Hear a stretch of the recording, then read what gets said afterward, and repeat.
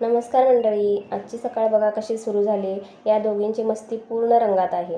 आज त्यांच्याकडे पूर्ण लक्ष आहे, कारण आज त्या फुग्यांची खेळत आहेत. फुगा तोंडात जाईल की काय याची भीती वाटतेच आई म्हणून. बघा घरात काय पसारा केला यांनी.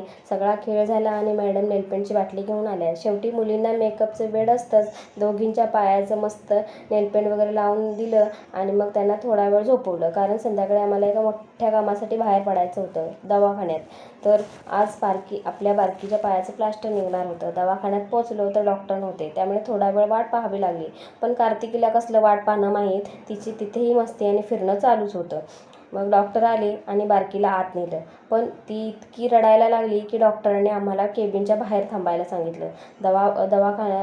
दरवाजाबाहेर तिचा तो ओरडण्याचा आवाज ऐकून मनाची नुसती घालमेल होत होती. प्लास्टर थोडं ओलं झाल्यामुळे निघायला वेळ लागत होता, पण तिचा तो आवाज ऐकून आम्हाला बाहेर उभं राहणंही कठीण जात होतं. शेवटी प्लास्टर निघालं. डॉक्टरांनी एक्सरे काढायला सांगितला होता. रिपोर्टमध्ये दिसलं की हाड अगदी व्यवस्थित जुळले. थोडं दुखतंय अजून तिला, पण डॉक्टर म्हणाले हळूहळू सवय होईल आणि ती स्वतःहून चालायला लागेल.